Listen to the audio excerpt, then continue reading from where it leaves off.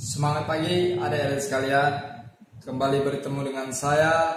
Kali ini kita akan belajar tentang segi banyak dan bukan segi banyak. Yang pertama, segi banyak. Segi banyak dapat didefinisikan secara sederhana sebagai bangun datar tertutup yang dibatasi oleh ruas garis atau segmen garis. Bangun segi banyak dapat dibedakan atas dua. Yang pertama, segi banyak beraturan. Segi banyak beraturan adalah segi banyak yang memiliki sisi-sisi yang sama panjang. Sisi-sisi yang sama panjang dan sudut sama besar. Oke, ada dua kata kuncinya. Sisinya sama panjang dan sudutnya sama besar.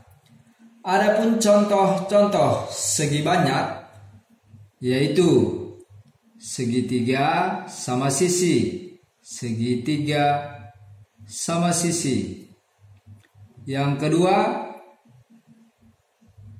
persegi, ya, persegi. Yang ketiga namanya nanti segi lima beraturan. Segi lima beraturan, nama lainnya nanti disebut dengan pentagon, ya, pentagon. Contohnya pentagon ini gedung putih, ya, gedung Presiden Amerika Serikat. Lalu ada lagi contoh yang lain, segi enam beraturan. Segi enam beraturan nanti kita sebut dengan heksagon. Segi tujuh beraturan nanti disebut heptagon. Lalu segi 8 beraturan namanya nanti oktagon, ya, dan seterusnya. Ini adalah contoh-contoh segi banyak beraturan. Yang kedua, segi banyak tidak beraturan. Berarti salah satu di antara ini tidak memenuhi syarat. Boleh saja sisinya sama panjang, tapi sudutnya tidak sama besar, atau sebaliknya. Oke, contoh segi banyak tidak beraturan, misalnya segitiga siku, ya. Segitiga siku itu sudah pasti tidak beraturan, ya, karena salah satu sudutnya pasti lebih besar dari sudut yang lain. Atau segitiga sembarang. Lalu ada lagi persegi panjang. Persegi panjang, jajar genjang, dan seterusnya. Pokoknya yang termasuk di sini adalah segi empat, kecuali persegi, ya, kecuali atau minus persegi, ya. Semua segi empat kecuali persegi itu tanda minus saya buat kecuali, ya, kurang. Kecuali persegi itu termasuk bangun segi banyak tidak beraturan. Lalu contoh yang lain misalnya segi lima tidak beraturan, ya, segi lima tidak beraturan. Atau nanti boleh saja kalian lihat gambar bintang atau gambar segi empat beraturan, ya.